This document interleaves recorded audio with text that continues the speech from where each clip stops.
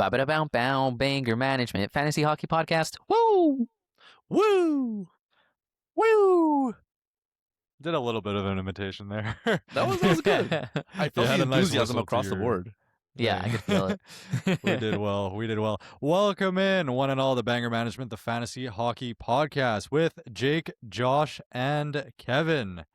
Today is our Week 18 Part 2. I was News waiting and for updates it. episode. I know. I got to He's change such it a up tease. He's I such gotta a change tease. it up. You Well, didn't do it I'm last just- time. I'm excited to get to the content because the NHL is finally back as of tonight. So Yeah, it's crazy how there was like just nothing going on during that 2 weeks, you know? Yeah. Didn't watch any hockey, nothing No. to talk about. No. I'm not you know. depressed, and that's about it. That's how I feel about life right now. I'm definitely not depressed. no spoilers because you haven't seen the movie, but it was the 46th anniversary know. to the day I know. of Miracle on Ice. But no also, spoilers. They were not even underdogs going into the game. They They were were. literally the favorites. USA was not the favorite over Canada. Yes, they were. They I were the don't know, it's favorites, pretty- and it's- Crosby wasn't even playing. It was pretty 50-50. I don't think anyone was a favorite or I, an thi- I, underdog. I think it was a slight favorite, but I think if you were betting odds, you were getting better odds if you were betting on No. the US. Yes. No, I Really? word on the street is that Canada was the favorite going in, even What with the street are you Crosby looking injury. at? Sesame Street? What the? I'm on Elm Street out here, and the people were saying USA was the favorite. Yeah, no, I mean, I think it was pretty split, and yeah, it was brutal. I It was a we really all- brutal time to be a Canadian living in the U.S., working in the U.S. with in-laws that are American, and everyone knows that I really love hockey, so I got a lot of texts. I'm getting cyberbullied by my wife's grandmother. She just keeps sending me gifs of Canadian fans like crying. Pretty That's cool that dirty she work. knows what a GIF is, though. Like, to be Yeah, honest. honestly. That's pretty impressive. But that Hellebuck save on Devon Tays. Oh my Like, god! I don't even think he knew. I think he was just like it was It like was Carey so Price-esque. It was It nuts. was the craziest save. Yeah, But I, to- I, oh, man. yeah. McKinnon's going home and he's putting on NHL 2026 or whatever and just hitting all of those shots from the side after he missed that empty net. I It's can't believe crazy. he missed that. I mean, he was obviously like very sick the whole tournament, right? I mean, have you seen that meme He of him like puking on throws the up on bench? the- Yeah, like, yeah. and I mean, you look at him, he looked ill. Like, I don't know if you guys like clocked Yeah, that, he but looked it, a little like, ghosty. yeah. So he was clearly like not at 100%, but still, you're Nathan McKinnon. You have an empty net to win the gold, and look, you know, like he's I think gonna be the- living through that for a while. The main takeaway for me is that like 3-on-3 hockey should not be played in a competitive format. Like there's a reason why it's not in the Stanley Cup Finals, right? Like you Yeah. want 5-on-5 hockey. The only reason it's 3-on-3 is because you want like TV doesn't want it to run too long and blah Yeah. blah blah. But like the fact that they put that into the Olympics, I know it sounds like I'm just making excuses because Canada lost and whatever. But people were complaining about this before the No, Olympics the even 3-on-3 started. is pretty much like flipping a coin to decide who wins. Like that's A realistically lucky bounce, or you miss one opportunity, the other team gets basically a breakaway, and then you're basically Yeah. just trading shots. Yeah, it was definitely everyone's saying this. Like it's Yeah. like I feel like even the players like on both teams, no matter who won, if it went into overtime, they would have been pissed off about 3-on-3. Also, yeah. speaking of McKinnon, do you see that video of him? He like got the stuffed animal silver medal and he looks at it and he's like, "Ugh." Imagine I the mean, pain you have even to I- feel like receiving that stuffed animal after Yeah. being like, man, now I gotta look at this. Like, I mean, even I was watching and I'm like, what the heck is that? You know, like, what are we doing here? You're making these like adults like stand there and take this stuffed animal when all they want to do is leave, you know? Yeah. Like, Yeah.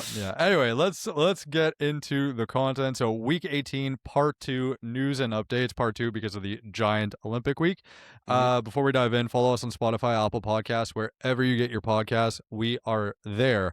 And we are, as of a few months ago, on YouTube, as some of you may know. So if you haven't checked out our YouTube channel, be sure to go check that out. A lot of our reactions and stuff, Yeah. I think it's definitely worth it.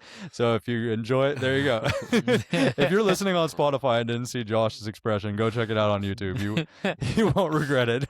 And yeah, give this video a like. Also, all the socials are in the podcast description, and be sure to join the Discord community.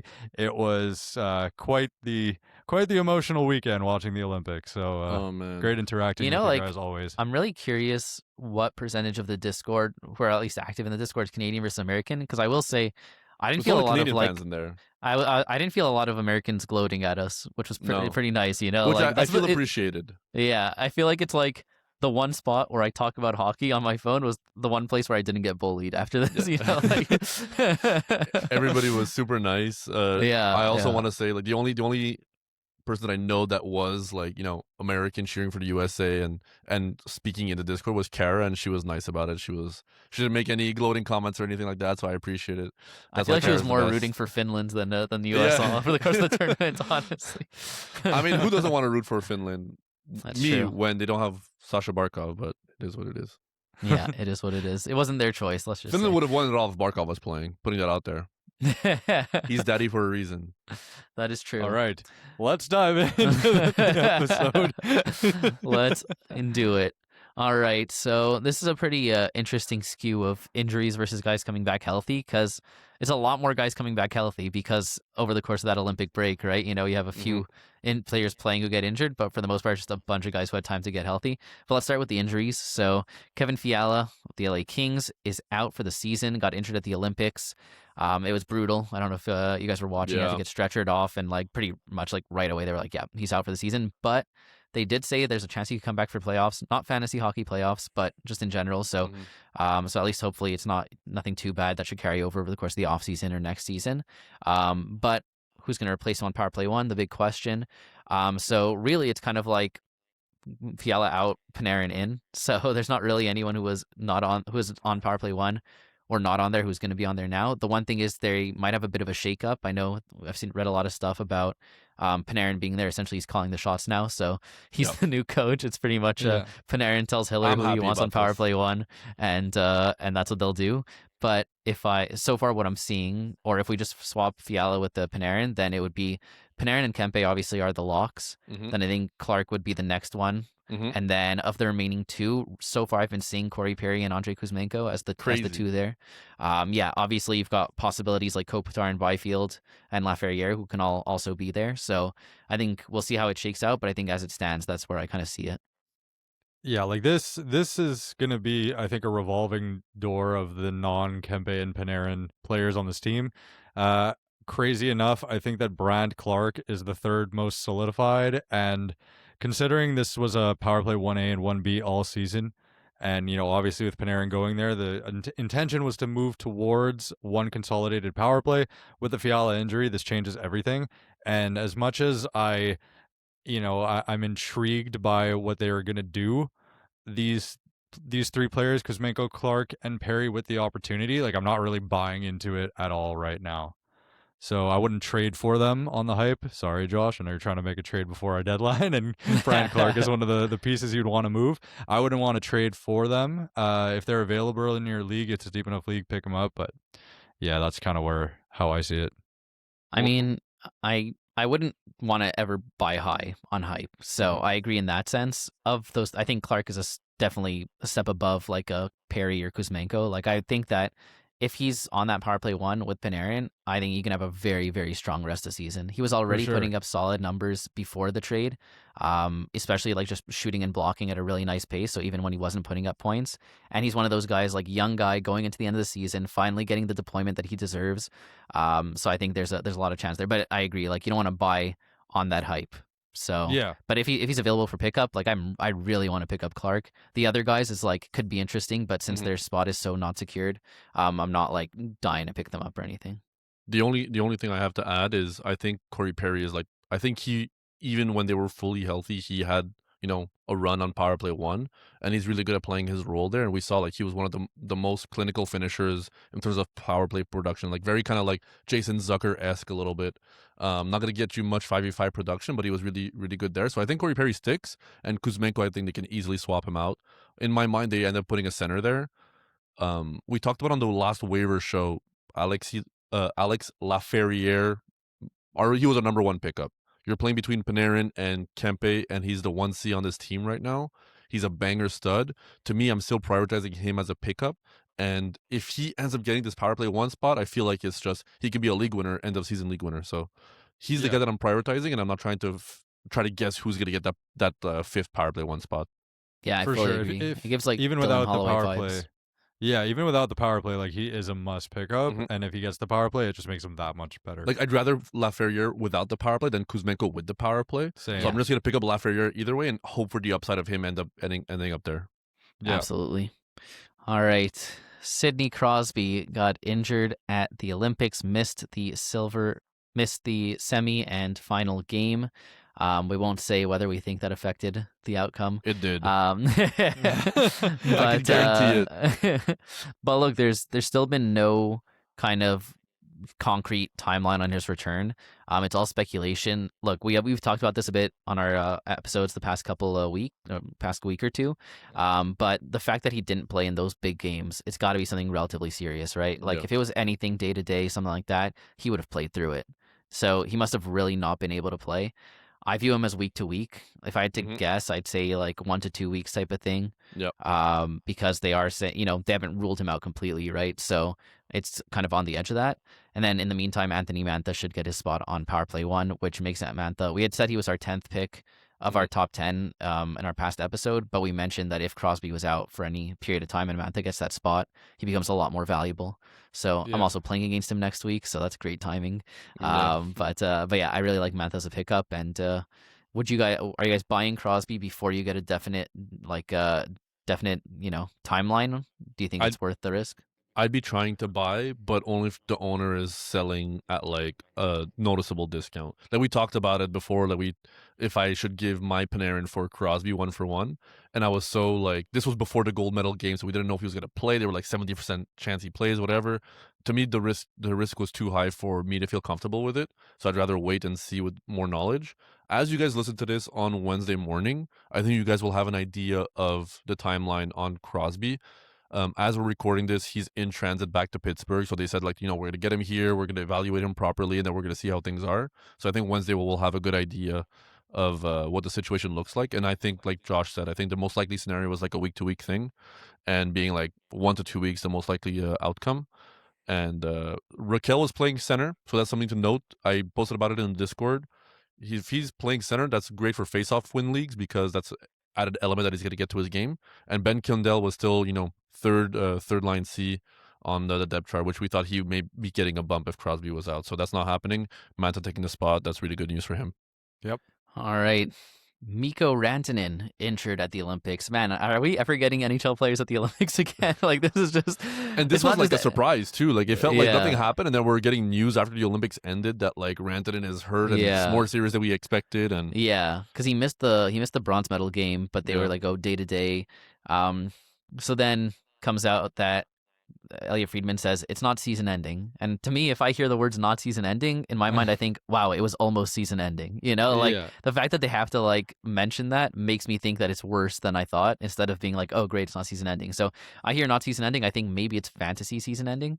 But then I also heard from the coach, like Dallas coach, essentially saying, he's definitely going to be out the next 2 games. So they haven't ruled him out for more than 2 games so far. So now I'm like, maybe it's not fantasy season ending. Mm-hmm. I view this as probably like 2 to 3 weeks. I don't know where you guys kind of like, again, this is all speculation, right? Based on like the few snippets we've heard about it. So it's hard to really guess, but that's kind of where my mind's at with it.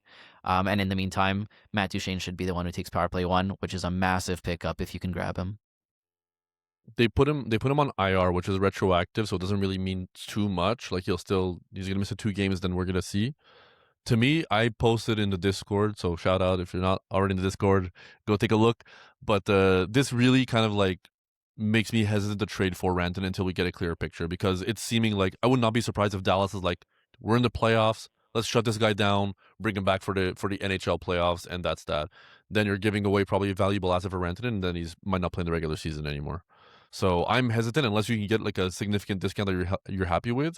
But I saw people being like, do I trade my Tage Thompson or my Matt Boldy? And I'm just like, I would not be willing to trade those guys for Rantanen at this point. Like maybe he comes back in a week and you're happy you made the trade, but maybe he's out for the season and you're devastated, So yeah, and I'm also not trading for him for sure. High variance. This could be a huge boom or bust, but I'm not opposed if you're in a deep enough league to taking a flyer on Maverick Bourque. if he sticks on that top line, Of course, I mean, Jake, you would say that. you could laugh at it, but he's playing with Hintz and Robertson. Are you more interested in that or a Kuzmenko? I'm taking Bork. I'm taking whichever one's on power play 1.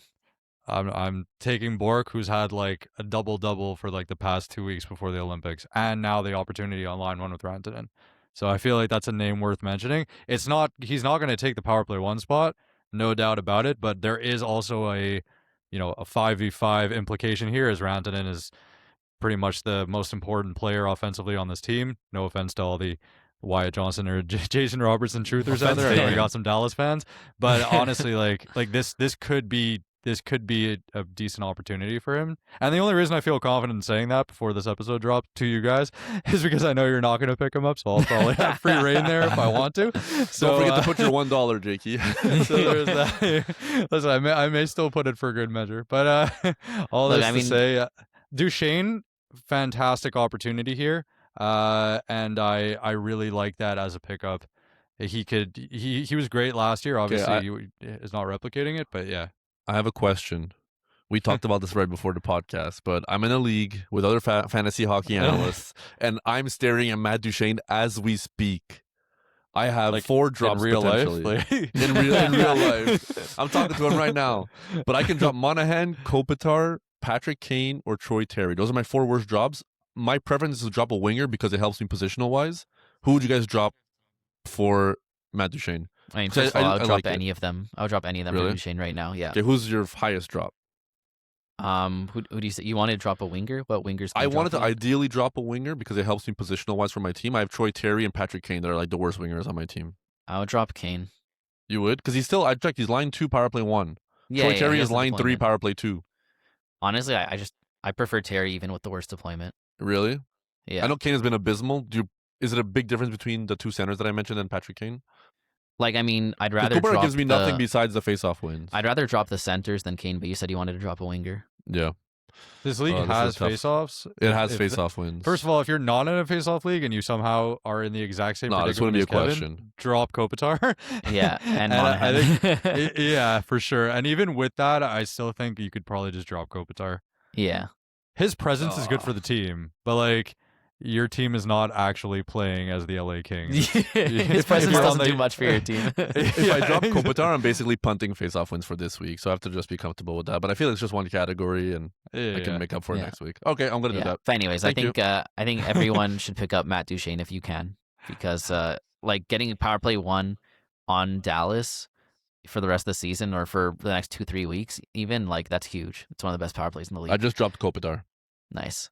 Thanks for listening to Banger Management, Kevin. Yeah, exactly. Well, actually, I might have to drop somebody else. I do need a goalie. I only have Linus Kevin doesn't Ullmark, even so- wait for to use his burner like the rest of us. He just asks it on the episode. Okay, do I pick up Samuel Montembeault or do I pick up? No. Yeah, we're not- Let's go to the next one. Yeah.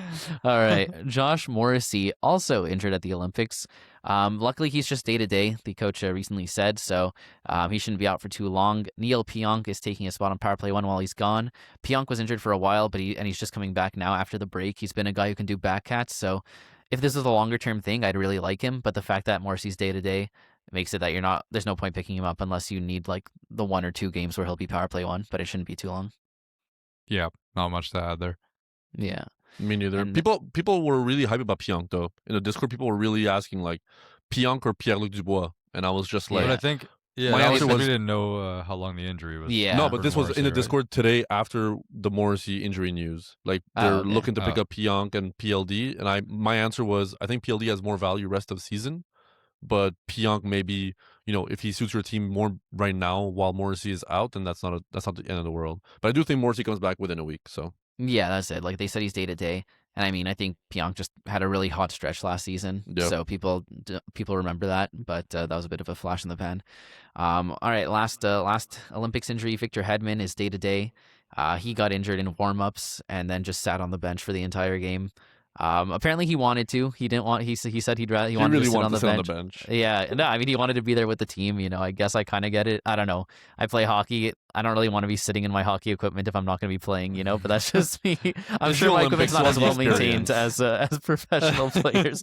It's a bit stinky, I'll be honest. But but yeah, and Darren Radish is still the GOAT. I mean, honestly, even if Edmund's healthy, Radish is still the GOAT. So it doesn't really affect that much. But I know that a lot of people were hyped about Hedman coming back, and we're worried for Radish owners. And so there you go, a bit longer that you don't have to worry, even though we're telling you, regardless, you don't have to worry. I have can I pull out one Darren Radish question? It's just crazy how this point is not what you're about to say. Sorry, but because I was going to say I'm really brutal. But I was just going to say it's crazy how this point about Victor Hedman being injured is just kind of fantasy irrelevant. Like I still can't wrap my head around it. It was like a first round pick like 4 years ago, and like consistently, and he's always been a top defenseman on your team. And then Radish just comes in out of nowhere. No one expects the Radish. The turn, baby. Somebody in the Discord today asked, should I trade Evan Bouchard plus Dahlin for Werenski and Radish for a better playoff schedule? No, I wouldn't do that. You wouldn't? No. I thought honestly it was pretty close. It is. I mean, come Bouchard Werenski time, is like, I guess I would take Werenski because the playoff schedule, like they're very close, and then Dahlin Radish. I mean, I think I'm taking that trade. I lean yes. I feel like it's one of those that you're taking it 2 downgrades potentially, but come playoff time, it might just be better to have the extra games. Yeah, I could see that. I guess it's just like the sticker shock of like hearing that. I know. So like my first instinct is like absolutely not, but like then I'm thinking about it and I'm like, that's what we've been touting. Like take the slight discount for a better playoff schedule, and you probably end up in a better situation. Yeah. Honestly, I mean, it could be that could be the move. That could definitely be the move. That's scary, but insane. It's the smart move. It's just like with like Radish, it's like, when's the shoe gonna drop? You know, like is he just gonna be just right into the rest of the season like this, and that's it? This is like gonna be the season of Darren Radish. He's gonna get some Norris votes. Like it's crazy, Like if he keeps doing what he's doing, maybe he will. Honestly, yeah. All right, let's go to the returns from injury section. Okay, this is a bit more fun for all you guys out there who guys and gals who had injured players on your team going into the Olympic break. A lot of you are coming back from the Olympic break and have a nice healthy team and have some drops to make. So here are some guys who are coming back. We've got Igor Shesterkin of the New York Rangers who will be coming back as the number 1 goalie. So everyone could drop Jonathan Quick, even though I hope you had already dropped him. I did it 10 minutes ago. Yeah. So Shesterkin back. Look, we know Rangers are going to be one of the worst teams in the league this season, rest of the season. But Shesterkin, despite them being awful all year, was still putting up really good numbers. They also have in weeks 21 to 23 a 4.44. So he's going to get a lot of quantity for you. And even though I don't expect many wins, I still expect good rate stats. So I still think he's a valuable guy to have. But I would try to trade if possible to lateral goalie-ish. Like there's certain goalies in certain tiers that you may just feel more comfortable going into the playoffs knowing that like they're on a team that's good and competitive. Like who do you think you can because the thing is like people know the Rangers suck, right? Yeah. So it's I don't know if you're able to get like a Logan Mackenzie Thompson? Blackwood or something. You're not getting Blackwood. Blackwood's just better inherently, but like what about a Logan Thompson or like a Gustafsson? I don't know. I mean I would definitely prefer Gustafsson. Thompson's a close one. Mm-hmm. I mean you could try. Look, Shesterkin still has the big name. He's probably was the second or probably the third goalie drafted in most leagues.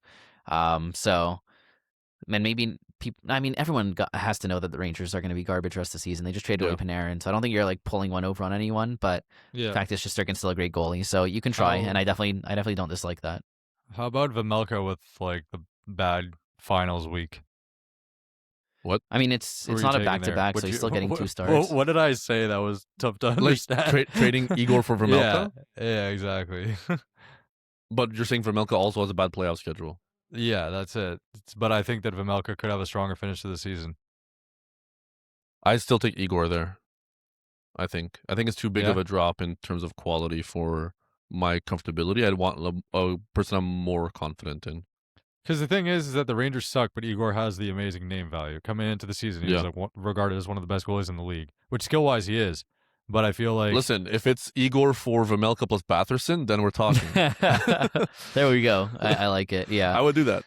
Yeah, I mean, look, I still like the Rangers playoff schedule, even though the Rangers Yeah. suck. So, so I'm not like dying to trade him. But if you can get one of those goalies who like has less name value but is on a much better team, then I like doing Kemper? it. That's a big one because Kemper's been obviously garbage, but we've Yeah. talked about him as having one of the best playoff schedules. Just got Panarin, and He also let in 0 goals at the Olympics, which is pretty that's impressive. true. I don't think there's another goal you could say they did that. So, yeah, I'll probably take I don't Kemper know. there. You could get Kemper plus. You can get and you Kemper, should. You know what? Actually, yeah, that's a fantastic one. But like, get a big plus because like this is one of those cases where you'll probably be happier with Kemper come playoff time, but still like Igor has so much more trade value that you should get a lot more in return. But I like that a lot. Speaking of the Rangers, Adam Fox should be coming back sometime this week. He'll be back line on power play 1, bumping Vlad Gavrikov. And what do we think of this power play 1 minus Panarin and potentially minus Trocheck if he gets traded and minus anyone else who, like, what do we think? Is it still like a place to be happy about? I think it could still be an average power play. Season. Yeah, you mean Will Cooley. But I think that they can still be like a top 17 power play ish, and I'm okay with that. I feel like even without Panarin, obviously it gets worse, but I feel like it makes them kind of like consolidate into a certain way that even on the power play, even though it's worse, I think they can still be solid. And I also saw Gavrikov might want to get traded now that his buddy Panarin is gone, and like he came to compete and the team's blowing it up. So he's like, I did not sign up for this. And if they did, that would hurt, Igor and the other, let's say, makes the offense worse because they're leading less games, if that makes sense. Yeah, for sure. I mean, I think that I think Fox is still an elite defenseman and he still has the elite playoff schedule, but I think like he's got to lose like anywhere between like 0.05 and 0.1 points per game and some power play points because of the Panarin and just them blowing it up. That just inherently like, you can't lose a player of that caliber and not get slightly worse. So I don't think it makes him like, like a bad hold. Like I'd still be super happy to have him, especially with that playoff schedule, but I think he's going to be a bit worse off. Are they going to have a better power play percentage than the Colorado Avalanche rest of the season? I think they will, which is shocking. It's crazy. Actually nuts. Yeah. All right. Next we have Brad Marchand of the Florida Panthers is back. He should be line 1, power play 1. I mean, even strength, like whatever you want to call his line, is probably going to be him, Reinhart, and Lundell. So, you could call that line 1. You call the one with Tkachuk and Bennett line 1. So whatever. Line top 6 and power play 1. And he should be bumping Lundell off that power play unit. So it should be back to Tkachuk, Reinhart, Bennett, Marchand, and then we've got Hughes holding on the fort until Seth Jones comes back. I actually like Hughes while Seth Jones is out. To Hughes, be honest. He's pretty solid. Olympian Hughes. Yeah. Latvian legend. Yeah, exactly. You don't think Hughes will get bumped off over Lundell? Like instead of Lundell, rather? I don't think they're going to do a 5-forward one. No, I think they want to run a defenseman. And Hughes, if you look at him, like actually going into the break, he was actually producing. Yeah. So it was like, it's working. Let's keep running it. Obviously, as soon as Seth Jones is even half healthy, he will take his spot. Yeah. But for the moment, but he's very one-dimensional too. I'm not expecting any hits or blocks, so it's very much like you're getting power play exposure from the defenseman position. You're happy about it. That's pretty much it. But yeah, so pretty much for Marchand, like he was kind of day to day. He like came back for a game, then left and whatever before the Olympics. I'm worried he could get shut down. I was worried, but then he played, and like we didn't really hear much about it. But I saw I saw some reporters say like, the way Marchand's playing, he's playing like he knows like this is going to be like his last hockey of the season. Like he was trying to go hard, and people were just like, he's going so hard. This is a guy that was hurt. Like maybe he's just putting it all out there because he knows like he's going to come back and could be getting shut down. Like Florida their playoff chances are pretty low, even though we all think they're going to try their hardest to make it happen. If they start losing him as soon as they're back, like they might just say sayonara. Yeah, I mean, I fully agree. I know we talked about like 2 games ago, like Olympics wise, like I was certain that he was getting shut down. Yep. Then maybe I like kind of fell for it, like because I saw him out there and I didn't hear anything about it. But that makes a lot of sense also. If like I also like it kind of ties into like the whole like Crosby thing, like us thinking it's more serious the fact he didn't play.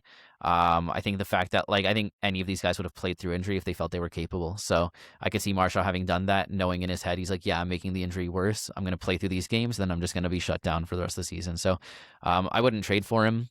Would you try trading him away on the Yes, thinking 100%. I'm sending offers. Like, you guys are probably listening to this on the day of your trade deadline. So, like, listen, you're listening to this on your morning commute to work. At work, go to the bathroom and send some trade offers for the whole day and make it happen, because I would try to get him off my roster before. How low are you willing to go to trade him away? That's a great question. Let me look at my roster. Who would I trade him for? Like an Adam Fantilli? I would. I think you can make that happen. I think he's been averaging a point per game. Maybe we could get Jesper Bratt. I mean, I've been touting him. We haven't talked about Bratt in a while. It feels good. Yeah. Man's averaging 6 minutes a night on the Swedish team. Huge. I mean, look, so Phil Forsberg was averaging like 2 minutes, so it clearly doesn't say what anything about about Laferriere? No, I could get higher. What about Raquel? I don't know if. Do you really think Bratt is better than Laferriere? I don't really think that, but we'll see. That's what I mean. Like, I don't know if I would do it for Bratt or Laferriere. I think Bratt is. I think Bratt is better. I think Bratt is better. I think Jack Hughes coming back after scoring that winning goal. Like, maybe he's on fire and things get going. Yeah. But if you could get like a Batherson, I would love that. I know we keep talking about Batherson, but yeah. So essentially, like, you're still not selling. Like, you can't sell him Cutter assuming Gauthier? he's 100. Yeah, I would do that. I'd do that too. So, like, we're kind of assuming that he gets shut down, but it's not guaranteed. So, like, don't sell him for like nothing. Still get value from it if you're trying to sell him, but like, that's the kind of the reason why we would be looking to sell. Okay, let's move on to the next one. Leo Carlsson of the Anaheim Ducks will be back after the Olympic break. Line 1, power play 1. Team player that's going to get demoted. I mean, the power play 1 and power play 2 on that team was a mess for a while, like bumping back and forth. Right now, what I'm seeing is it's either like both McTavish and Seneca are bumps to power play 2. So I don't know which one of them was there beforehand, who's officially the one who's getting bumped. Seneca was there. Yeah, so it looks like he's getting bumped for Carlsson. Right now, Granlund's on power play 1. That might not stick. So it's someone's getting bumped off of power play 1 out of those kind of like 3 guys. But I mean, we talked about this. I really like Carlsson rest of the season. I think he could get, like, he started off as the best player in fantasy, then he became one of the worst players in fantasy, and I see him ending the season like very good. Not best player in fantasy, but far from what he was doing beforehand. So I really like him I think he could be, he's what, like 65% owned, something like that. Yeah. So some leagues he can be picked up. I like it if you can speculatively pick him up. They went on a tear before the Olympic break. They were awful, dog awful, some may even say. And then some do say that. And then they went on a tear, 8-2-0 over the 10 games leading into the Olympic break. And yeah, this Pacific division, the top 6 teams, it's really competitive. So I think that I think Carlson's gonna be really good rest of the season. And you mentioned Gauthier before. That's one of the reasons I would trade away Marchand for Gauthier, because I just think that they're gonna have a monstrous finish. Yeah, I agree. Yep. Okay. Elias Lindholm came back from injury in order to play in the Olympics. He should be back to line 1, power play 1 on Boston, bumping Fraser Minten off that power play unit. I know people were really hyped on Minten going into the Olympic break. I think we said a bunch of times that the second Lindholm comes back, he's going to lose his deployment and not be that relevant. So I still stand by that. I don't expect much unless he could be on that power play 1 unit. And with both Lindholm and Zacha coming back, I don't really see much fantasy relevance for Minten. No, Minten, you cut him and you move on. Even in the deepest of leagues, like I'm in a 20-man league, I'm keeping him there because he's been on my roster the whole season. But if you're not in a 20-man league, you probably cut him. So yeah. All right. Robert Thomas of the St. Louis Blues should be back sometime this week. He's been skating and practicing. He still hasn't been practicing on his normal line, so it might not be the first game back, but it should be back this week. And he should take back line 1, power play 1. Again, this is another one of those cases where it's power play 1 and 2 are just a mess, and there's no real 1 or 2. It's just a split, and they keep shifting it back and forth. So, I mean, it's going to be any one of like Neighbors, Tversky, Kyrou. One of them will get bumped down. But again, they usually split the power play time, so I don't read too much into that. Do we think Robert Thomas can have a solid rest of the season? I know. I feel like we've asked this a bunch of times about Thomas. The last piece of news that I saw from the coach this morning, the reporter asked him like, "Oh, like they asked the coach about Robert Thomas, and he said he had a good day. I just talked to him at the end, said he felt good. It's a good step, but it's not all the way there yet." That was practice today, so I'm just like, okay, he must be kind of around the corner. Maybe he wants to get it more physical. I think that the Blues are cooked. And I think they'll be in my mind they'll be similar to like the Rangers, like valuable fantasy assets, but like they're just not winning games, and they can still be productive, but their ceilings are capped, and that's kind of how I see them. Yeah, the only difference I see between them and the Rangers, and like the theme there makes sense, is that you don't really know who's gonna actually succeed. Because theoretically, I would think that Thomas has the best chance on this team He's their to catalyst. actually be good. Yeah, exactly, but. Like I think Dvorsky after the Olympics, like they're actually gonna give him a chance on the power play one at least. Kyrou should be safer there as well. I would say Neighbors is the one of the three that you mentioned that's likely gonna be bumped off, but we'll see. I mean, I think Thomas could have a decent rest of the season, but nowhere near the point per whole game team- though, right? No, No, I think like 0.8. 0.85. Yeah, 0.8, 0.85, I think is my guess. Yeah. And with that archetype of player, that's not the most exciting, right? The guys who gets face-off wins and 0 other periffs. So He's just Kopitar from like last year. Yeah. Or 2 years ago. Yeah, exactly. Speaking of St. Louis, Dylan Holloway is going to be back for the first game. Very exciting. He seems to be practicing on line 1, power play 2. Again, the power play units I don't think really mean too much, but the line 1 is pretty nice to see. And look, I'm excited for the double-double, and then any points I think is bonus. We talked about him already in the waiver episode this past like 2 days ago. But yeah, I'm pretty hyped to see what he can do. He was one of my signature picks this year. I know it wasn't a good pick, I'll admit it, but I still think he could have a very strong finish to the year, and I have him on my team, so I'm riding or dying with him. So we'll see what happens. Hopefully you're riding. but yeah, we've talked about Dylan Holloway. I feel like a little bit in the last episode, but I expect good bangers. I expect a point ceiling that has a small range of outcomes, but like a decent floor. Like your floor is probably 0.5, your ceiling is probably like 0.75 ish. Like there's always potential to go above that, but that's kind of like the strong range of outcomes. And I don't know which of these power play units is going to be the better one, but I did see news on St. Louis that Justin Falk rumors are swirling around. If Justin Falk gets traded, like he's the quote unquote power play 1 quarterback, I think he loses all value wherever he goes. There's no way he's becoming a power play 1 quarterback at any other destination.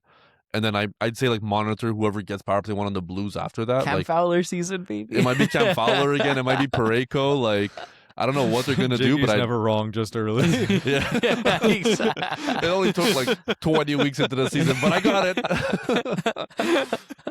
So that's I thought it was worth mentioning. But yeah, I wonder if they start trading pieces, maybe they do consolidate into one unit, and that actually helps for fantasy. Yeah, that'd be great. You just said it reminded me of this meme I saw. I don't know if you've been tracking this, but the price of silver has like skyrocketed. It's just been going crazy over the past few months. So it was like I have not been tracking me that. and the bros who bought silver in the 1980s, and it was just like a bunch of like old dudes dancing to like some sort of like EDM song. Are you calling Cam Fowler really old? No, I'm calling me after waiting 20 weeks to reap the rewards. I've been holding this long. Finally.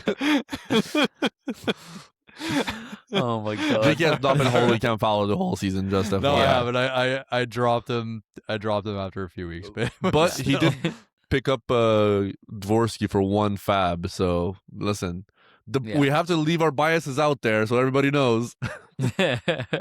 Speaking of biases, Josh Norris is coming back from... What bias? There's no bias here. Josh Norris, or as Kevin likes to call him, better than McDavid, is coming back from injury. He seems to be slotting in line 3, power play 1, although I consider that more of a line 2 because I think Josh Stone seems to be on that one as well. Mm-hmm. And Norris should be bumping Jack Quinn off of power play 1. So we kind of spoke about this on the waiver episode, but a lot like Quinn was really killing it going into the break, but a lot less interested in him without that power play 1 spot. Josh Norris, obviously we know his ceiling is he can be a point per game player. Doesn't seem like the hits are part of his game this year, but like point per game, 2 shots, like 7 face-off wins, 0.3 power play points, something like that. Like that's definitely like a possibility with him. And if you have the chance to pick up a guy like that, then it's a great shot to take.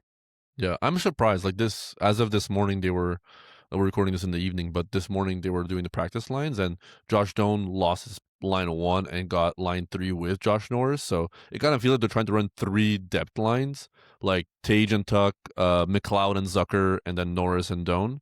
I don't think that sticks, but we'll see. It will have to monitor the ice lines to know which one is the actual line 2. But Peyton Krebs getting line 1 is, you put him on the watch list and you just see if anything happens. But the power play 1 is exactly what we thought. It's Norris, it's Tuck, not Tuck. It's Norris, it's Doan, it's Tage, it's Zucker, and then Dahlin, obviously. So exactly nothing new to mention there. Yeah. All right. Speaking of Buffalo, UPL, Ukko-Pekka Luukkonen 6K is coming back from injury. 6K. Yeah. Okay. 6K. Yeah. So, I mean, this is going to be an interesting one because somehow it's week 18.5 and Buffalo is a fantasy relevant team and is a good team. Is that too crazy to say that they're a good team? I don't want to get killed by Kevin, who's not a non-believer. No, I just don't think they're making the playoffs, but they're good. The Florida Panthers wish they were the Buffalo Sabres. Yeah, exactly. So because they're actually a good team this year, it's actually relevant who's going to be their starting goalie. Most likely, it seems like it's probably going to be a tandem. I don't know if I made up this idea that as you get close to the playoffs, you have to kind of pick a goalie and go with him. Like we should pay attention this year to see if that's a thing, so that in future years I know whether like I made that up in my head or if that's a real thing. But like I think you made it up in your head. Logically, you'd think that you have to start going with a goalie, right? Who's going to be your goalie in the playoffs? But maybe they're just like happy to keep with. Maybe they know in their minds like they're going with one, but they're like, we'll still keep him rested and go tandem until then. So maybe that's not a thing. But yeah, most likely I expect a 50-50 rest of the season. I don't know what you guys think. I know everybody loves Lion. I low key, I feel like I'm the only UPL believer out here. Like everybody's just ready to crown Lion as the next league winner, some would say. But no, I think Lion is a phenomenal goalie. I just think UPL has actually more value than people think. I do think it's a tandem. I don't really care if one's the 1A or 1B. I feel like it's just they're both going to end up getting starts. It'll be close to a 50-50 split. And I think they're just going to keep doing that because it was successful. And then maybe they have the opportunity to trade one, or maybe they have the opportunity to just like find out who can keep consistent, quality. And then going into the playoffs, if they do make the playoffs, they can just be like, hey, like, down the stretch, you just were way better. You're our guy going into this. Yeah. I'd rather Lion, but I get it, and I still think it's going to be a tandem pretty much until the end. I just think that Lion's proven himself to be a bit better over the course of the year, so that's why I'm on Team Lion. But yeah. I also think it'll be like you mentioned, Kevin. Like it would be super interesting to see what's going to happen at the actual trade deadline in like a week and a half, because they made a comment pretty like when the new GM came in, he made a comment saying like this 3-goalie, even though it's really a 2-goalie situation, but he said like this 3-goalie situation is not going to last, right? And it's kind of lasted so far, but like there's definitely teams that want a good goalie, and Buffalo definitely has a good goalie to spare. And if they can use that to kind of bolster, a different part of their roster, like offense or definitely not defense. Yeah, if they can use it to get a good offense, then I think they should and would do it. So I have Lion, and first of all, I'm happy. Like if he's doing that same quality that he was doing before the break, I'm happy to keep him for 50% of the starts. But then I'll definitely at least wait and see what happens at the trade deadline, because if he becomes like a full-time starter, or same with UPL, if Lion is the one who gets traded and UPL becomes a starter, I think that's a very, very valuable pickup. Yeah, absolutely. All right. Logan Cooley of the Utah is coming back healthy this week. That is a name we haven't heard in a while because Kevin traded him away and then he immediately got injured. But like a few weeks later, he's slotting in line 2, power play 2. So look, I mean, he definitely has a very strong shot of going back to power play 1. We mentioned in our previous episode, Utah has the second worst power play in the entire league. So if they keep struggling, they're going to put Logan Cooley on there to see if it sparks anything. But we've seen him be power play 2 in the past, so he's not a lock on power play 1, obviously. Line 2, he's Yeah. playing with Genther and the GOAT of all time, Jack McBain. Mendoza. So I'm pretty excited to see what that line could do. I mean, McBain and Genther were kind of killing it together, so you throw in Logan Cooley, and I mean, they're going to be unstoppable. What do you guys view Cooley like value-wise rest of the season, ignoring the bad finals week? Firstly, the Jack McBain line is pretty sick. So there's that. You mean the second of Mendoza all, line? I think Cooley's definitely going to get power play 1 in like 2 or 3 games. Hayton is not a lock there at all, and even though their percentages haven't been great, they're one of the bottoms in the league. He said this power play is good personnel for sure, and Cooley should be the best offensive player on this team. Like I know that's pretty crazy to say because they got Keller and Gunther there, but he's really like a good player. He's still very young, and he was having a great season like up until the injury. So I think that I mean this is huge for pretty much like I mean I know the finals week sucks, the week 23, but other than that, if you own Cooley, like I don't want to trade him away on the news that he's coming back necessarily, and I would consider buying if you don't have to pay too much. Like Brad Marchand for Cooley? I think you can get more for Brad Marchand. I think people are more interested in buying Cooley than selling Cooley right now. I think if you're selling Cooley, you're selling at like a pretty low value. I don't think he has a high draft stock right now. And I will say that we touched on him in the last episode too, like the news episode, that this second line is way better than we anticipated. We thought maybe he would replace Schmaltz, but he's getting exposure with McBain and Gunther, so that's pretty good for all of those guys.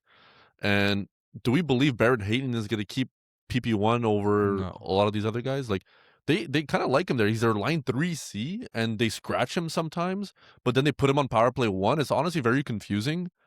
So I'm monitoring the situation. But would you rather Robert Thomas or Logan Cooley rest of the season? I would take Cooley. Okay. Yeah. I think Thomas is more secure at power play 1 than Cooley, but like I don't. And even though technically St. Louis's power play has been better than Utah's, I'd still much rather a guy who has a shot at being on Utah's power play 1 than a guy who's guaranteed to St. Louis's power play 1. What about Dylan Cousins? No, I'd take Cousins over Cooley. Okay. Look, this is Cooley's 3rd year in the NHL, and last year he got 65 points in 75 games. Yeah. This year he was 23 and 29. Like he last year Keller had a really exceptional season, but I think rest of season, if fully healthy, Cooley could be a point per game plus, and that would be really good. Point per game plus end of season would be pretty sick. Like honestly, like I think it's in the range of outcomes. Like I was high on Logan Cooley. I drafted him like I think higher than people thought. I got a good value on him. I was able to flip him because he had like 10 points in 2 games, and I was like, I need to capitalize on this. Yeah. But I really believe in Logan Cooley. I think he's a phenomenal talent, and this Utah team has so much talent. So expecting good things. Yeah. All right, last one. We've got Luke Hughes of the New Jersey Devils should be returning sometime this week. And is he? A lot of people are asking. Dougie Hamilton owners are clamoring to know: is Dougie in danger of losing power play 1 to Luke Hughes? Now, obviously, there's always the danger, but like, do we genuinely think that that's going to happen? I'm biased, so I'll let you guys answer. I just answered this question like right before we started recording in the Discord. I don't know if you saw my response, I did see, Josh. Yeah.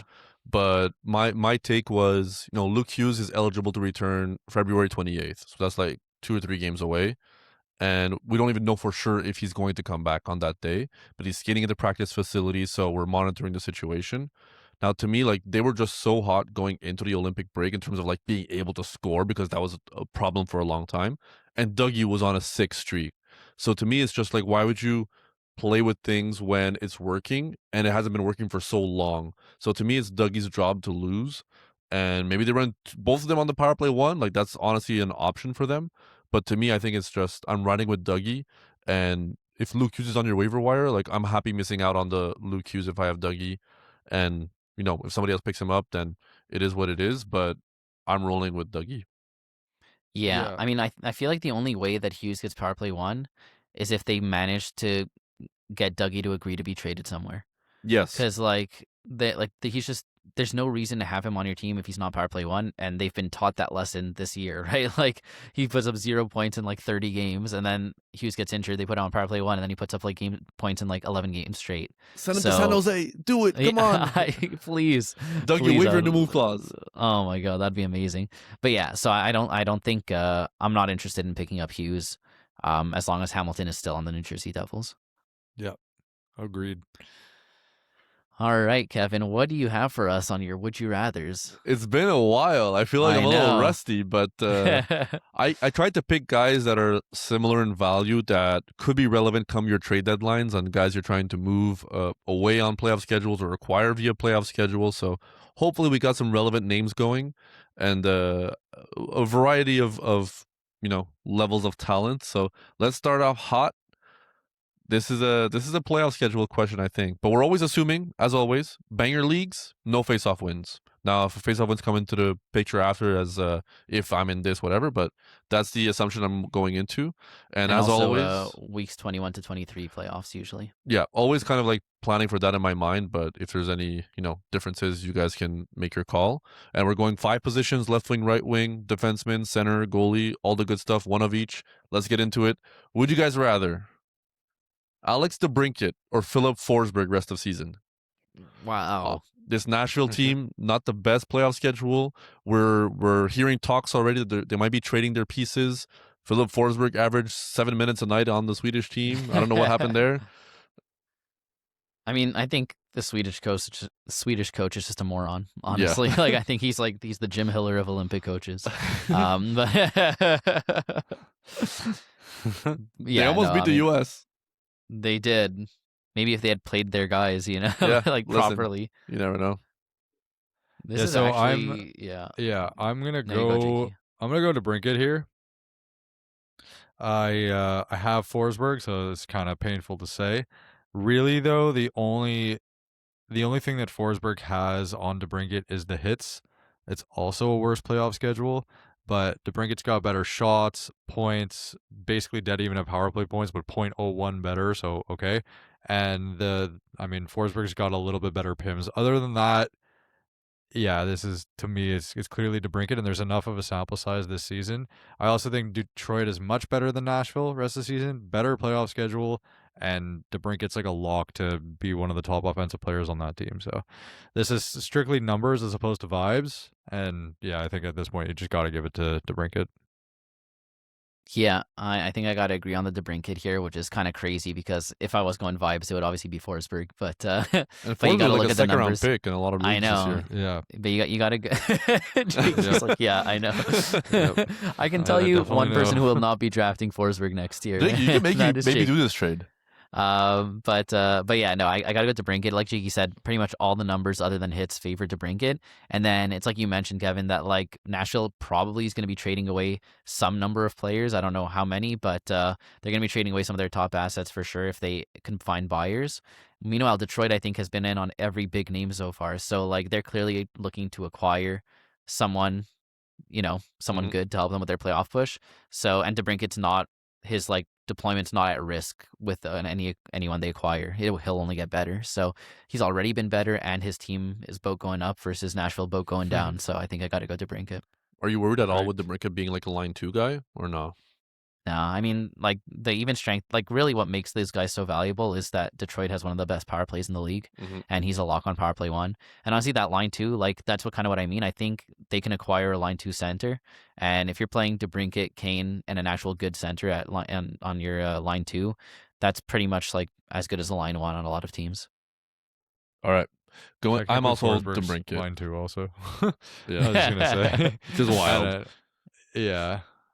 Yeah, as But, well, he's yeah. not line 4 like the Swedish coach wants him to be. So did not split the difference there, but I think it was worth the conversation. I mean, it is. Yeah, the name surprised me. All right. Looking at right wings, if you will. This is a spicy one, I think. But we're looking at obviously bangers leagues, no face-off wins. Would you rather rest of season JT Miller or Matt Boldy? Wow. Weeks 21 to 23 playoff schedule. So you're getting that 4-4-4 for the Rangers with the off nights. Boldy on the Minnesota Wild, who have one of the worst playoff schedules. Yeah, and you also tossed in the fact that we're not Yeah. counting face-off wins, which is one of JT's biggest assets. Yeah. Bangers league, though. I believe this one is going to split the difference, I think. But I'm going to go Miller here because the shots hits have been fantastic. The face-offs are, even without the face-off, sorry, like the playoff schedule is great. and I think with the advantage there, like he can outpace Boldy when it comes to weeks 21 to 23. Olympic gold medalist JT Miller. So had Boldy though. gold medal. Yeah, and JT Miller had 0 points the whole tournament. So just yeah, but that's not what he was there for. No. They also let in 0 goals on the penalty True. penalty. And he was kill one of the best entire- penalty killers yeah. on the ice.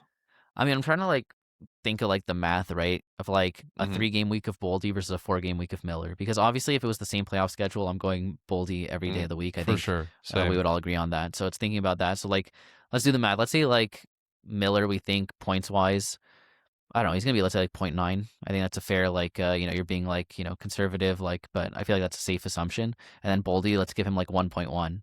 So if you do like 0.9 times 4, that's like a 3.6, like points over the course of that week versus a 1.1, it's like a 3.3.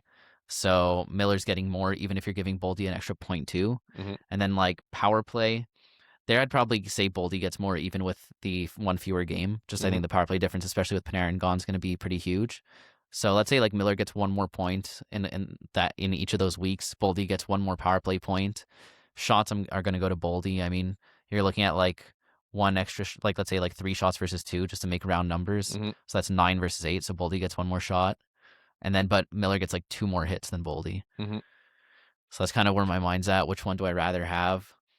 I like the breakdown, and also to add to your point, yeah, it's the 1 extra game for JT, but it's not including the extra games you're able to fit into your lineup on the off nights too. It might mean like 2 or 3 extra games over the course of the week because you can have those off night players.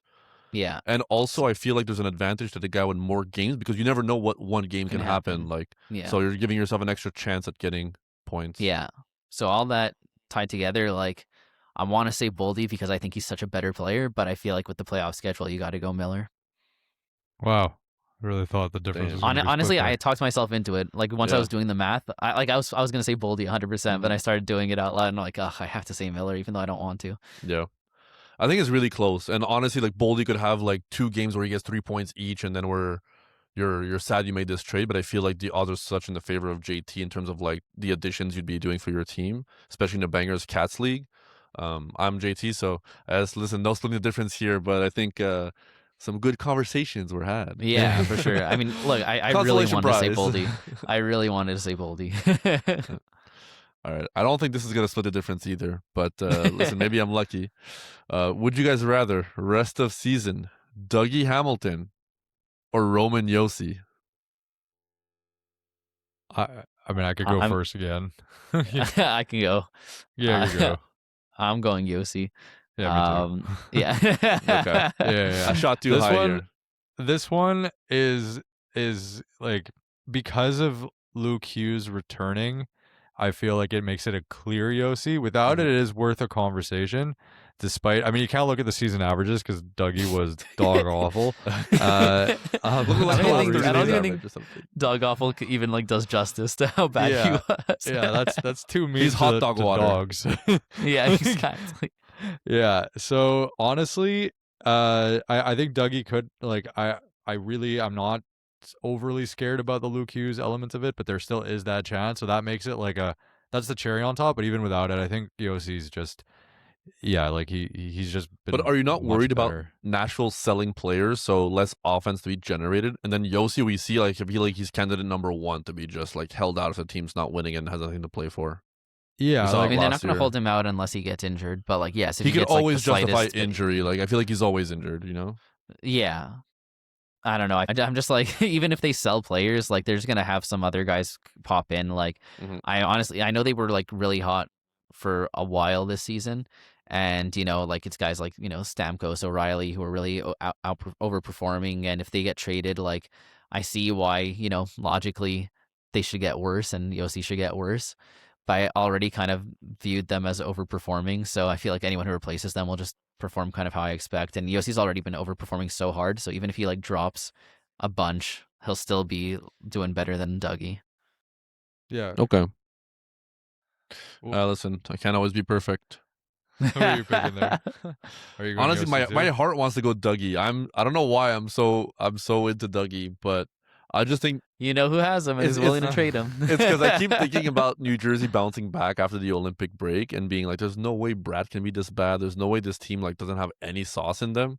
And I just think Josi, in my mind, he's like the guy he's gonna be missing games between now and end of season. And if Nashville is punting, I can just be them being like, oh, his whatever lingering injury that he's always dealing with is flaring up, Yeah. and let's just hold him out. And then Yeah. I don't want to be stuck holding the bag, but the value until then is much better. I don't know. It's tough. Yeah. I'm Look, going Kevin, Dougie. Our going trade Dougie. I'm deadline's splitting it. in 2 days, and I have Dougie. I'm super happy to make a trade with you. I know you need it for your Brat stack, so hit me up. Honestly, Jakey okay, already said listen. he's done trading with me this year, but Kevin and I haven't traded yet. So Maybe we can work something out. But I'm not trading him on the value that I think Dougie has. I'm trading him send on me his an actual offer. value. Send me an offer, and I'll see what I think. All right, we'll talk after the pod. Going Yes. goalies now. These are big boys, but would you rather rest of season Jake Oettinger or Mackenzie Blackwood? Wow. Okay, you weren't joking. Those are big. No, names. these are big boys. I mean, To me, it's obvious, but I feel like it's not obvious for most. So I think I got to go back to my to the playoff primer and see who I had as the as a better schedule. yeah, that's And the a goalies. good move. I In had- general, my first instinct's Blackwood, just to say. But I want to see if Okay, Josh can convince me. I had Colorado as the number 1 best goalie team going into the playoffs, and then Dallas was like number 6. So they both have very good schedules. number So. 6. Yeah. So yeah, just to throw that out there, Jakey, you can go ahead. Are But you if are you wanted more that worried information- about Scott Wedgwood or Casey DeSmith taking starts? Like honestly, crazy to Scott say. 'cause- Wedgwood. Yeah. Yeah? I'm going with for that reason I'm going Oettinger. Okay, the difference has been split. I think Blackwood has not played enough this year that they're gonna need to give him, like a decent majority of the starts on what should be an amazing Colorado team. And even if Oettinger gets a little bit more volume, I'd expect the rate stats and the quality of Blackwood starts to be better rest of the season. I think it's like super, super close. Obviously, these are 2 of the top, 4 goalies in the league rest of the season. And like I said, both Colorado, Dallas have great playoff schedules. And look, just who's more likely to lose starts? It's got to be Blackwood, right? We saw Wedgwood be a full starter and then, take a lot of starts throughout the season. Do I think it's likely to happen? No, but like also who's squishier? Blackwood, like you got to think about these really like fringe cases. I think when you have 2 guys who are this close. So who am I more like? I think like Blackwood's ceiling is higher because I think Colorado's ceiling is higher, but I think it's close enough that I'd feel safer having Oettinger. I'm going Blackwood. To me, it was the playoff schedule I thought was elite. I think we see him already pulling away with more starts, but obviously I completely agree with you guys that Wedgwood I think is the more threat to take away starts than Blackwood. And maybe they just want to go to a split nearing the end of the playoffs because rest the guys, blah, blah, blah. Oettinger has no competition, but I do think Oettinger has some volatility to his performances, I will say. Like he's known to be kind of like an up and down type of goalie. Didn't play at all at the Olympics. Lost Mikko Rantanen. That's something also. Lost Mikko Rantanen too, and Dallas Maverick went through a... Portland one though. Sorry. Wait until they put Sam Steele there, but I think there's question marks on both sides, and I'm just picking the guy that on the better team that I believe is the better team, and that right now is getting still a good amount of starts. Plus the playoff schedule, we're talking about not only do they have good games, but they have good strength of schedule. So Yeah, and off nights also. yeah, I mean that's not as important for goalies, but yeah. yeah. But yeah, split the difference. Let's go. All right. Nice. Last one. We're talking centers. I like keeping centers for the last because centers is my favorite position. So I'm like, besides goalie. But Number 2, centers. We're talking. Would you rather Dylan Larkin or Mark Scheifele rest of season? So, okay. Winnipeg's got that bad playoff schedule. Yeah. I Larkin's mean, look, got a better playoff schedule, but I think Scheifele's been pretty strong this season. vibes, like just instinctively, like I'm thinking Larkin because I know the playoff schedule. But 1, Scheifele's actually had an insane year. Yes. And 2, I feel like there is a chance that Winnipeg's really going to try to make a push, especially after what just happened, with Hellebuck's crazy performance and Scheifele not going to the Olympics, and then them losing, like I feel like there's a lot going for that. So my vibes answer is not what I'm gonna go with. I'm gonna go with Scheifele. That's like exactly what I was thinking. Like my instinct right away was like obviously Larkin, like and then I look Yeah. at the numbers and I'm like, wow, Scheifele has like 0.3 more points per game than Larkin on the season. And I was like, Detroit has one of the best power plays in the league, so I'm sure Larkin has the edge there, but no, Scheifele has like the slight edge that's pretty much even. And then there's that whole, hype of like Hellebuck coming back, and maybe the fact is West is pretty open, right? Like Winnipeg's been garbage all year and they still have a shot for playoffs. So like I could see them going on some sort of run. There is always that thing I mentioned with Detroit where I think they're looking to acquire another strong forward, which would help Larkin. But I think the numbers are just so far apart that I gotta go Scheifele, even though I'd much rather go Larkin for the vibes. I think I'm going Larkin. I think it's because I think the playoff schedule is really influencing me, because I think Larkin is a 0.9 with the potential to go to 1 point per game. I think Scheifele's he's at 1.2 right now on the season. I think he's closer to like a 1.1. So I think the gap there is like pretty small. It's like 0.2 or less in my opinion. And over the course of the schedule, I think I like Larkin's shots, and I also expect Larkin to have the edge in power play, even though they're at equal production right now. So that's kind of my analysis on the situation. I also like Detroit as a better team. But like playoff schedule, they have like the same amount of games. Detroit and Winnipeg both have 10 games in the playoffs. It's week 21 to 23. Why was I under the impression that Winnipeg had 9 games? I mean, unless like my my file's a bit off and I mixed it up. No, I mean, it's probably me, but maybe I was looking at the wrong weeks. Honestly, even with that though, like, even if it's just a 1 game difference, I still think that Scheifele can make up for it points wise. Winnipeg does have 10. This is week 21 to 23, and Detroit does too. I guess it's more desirable theoretically to have the 4 games in the finals that Detroit has in week 23. Yeah, Winnipeg has no off nights. Detroit has 3 off nights. Yeah. So it definitely comes into play. Closer than I thought. Also, Detroit's 4-week game is in the finals, whereas Scheifele's is in the quarterfinals. So if I had to pick, I'd prefer the finals. Same. But I think even with that, it's close enough. I'm still gonna go Scheifele. Like, I'm still going Larkin. I think the points is the gap is not big enough to make up for the better power play that I know Detroit has, and also the extra shot a game. So to me, that's the deal breaker, plus the off night boost in the playoffs. But I think it's really close. I think if you have Scheifele, you can trade him for Larkin plus. Yeah. Make it a 2 for 2 and get two Larkin upgrades. and Batherson. No, I think that would be too much. That would be too much. Maybe you do like Larkin, Batherson for Scheifele plus, Alex Tuck or something. And then I would like to do that. Yeah. So you split the difference on Dougie versus Josi and Oettinger Blackwood. But I feel we agreed on the Josi one. You guys agreed. Sorry. It was just Oettinger Blackwood? Yeah, unfortunately. Yeah. No, that's okay. Okay.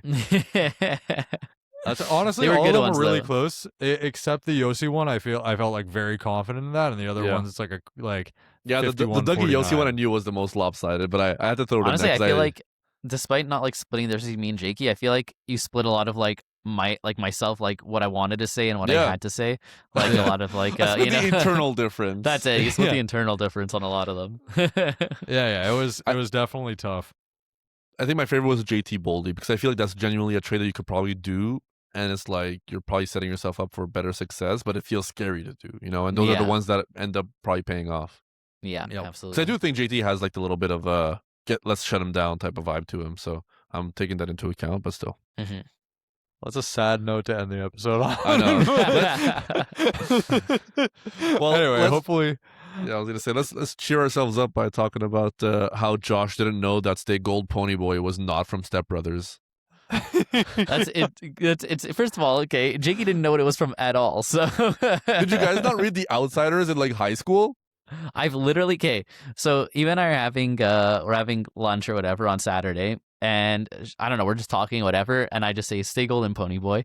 And she's like, oh, I've never read the book. And I'm like, what book? I'm like, it's from Step Brothers. And she's like, say that in Step Brothers? You didn't Well, know? yeah, of course. Okay, Step I mean, Brothers was I can't call a, Step Brothers like you guys. Step Brothers was a New York Times best-selling novel before it became a movie. Exactly. Yeah, and so she's like, obviously The Outsiders, and I'm like, what the heck is The Outsider? I've never heard that in my life, you know. And I read a lot, you know. So I was like shocked that there was a book that's like. So anyway, so she's like, everyone would say it's from The Outsiders. I'm like, there's no way everyone would say it's from Step Brothers. So she like posted on her story on Insta and like took a poll, you know, and was like, where's this quote from? And like That reminds me. 30 people answered, and 30 people answered? 20, like, okay, maybe like 20, 30, somewhere between 20 I and thought 30 like people 5 answered. people would answer. No, That's like crazy. a lot of people answered. Okay, she and got a lot of fans. every answer except for one of them was The Outsiders, and then one answer was you? saying no. One From your answer was burner? someone saying, Josh definitely thought it was Step Brothers, and you were like, we're done. That's so funny. So yeah, I was humbled. I didn't realize that this was so popular. This story reminds me of that episode of Brooklyn Nine-Nine where Jake is mad at Amy and he's like, you're like Iago. And then she's like, wow, I'm surprised you read Othello. It's like, wait, what? No, I'm calling you the parrot from Aladdin. Exactly. I love Brooklyn Nine-Nine. All right. This is definitely a better. There you go. Yeah. Okay. Thank you to everybody for listening to our Part 2 Week 18 news updates and Would You Rather episode. If you enjoyed the show, subscribe on YouTube. Give this video a like as well. And on Spotify, Apple Podcasts, wherever you get your podcasts, we are there. Rate us 5 stars if you enjoyed. All of the socials are in the podcast description. And be sure to join the Discord community. Please rate us 5 stars. And if you're on Apple, we always say Spotify, but if you're on Apple, give us 5 stars and leave a review. I never read the reviews, but we had some. I actually read them like last week. I was like, oh man, people are leaving reviews. I'm literally not seeing them. So shout out to those who did. So please leave a review because we won't see them. No, I want to go and read them because we're so into like the Spotify statistics and whatever. But like Apple. Let me rephrase. Now that we know people are leaving reviews, we are super happy to read them. And we'll read all of them moving forward. So please keep leaving reviews. Blake from Apples and Genos was like, hey, I love this podcast. And I was like, hey, let's go. That's all I said. Nice. All right, Ernie, take it away. Ba-ba-da-bow-bow, Banger Management Fantasy Hockey Podcast. Woo! Wow. Woo!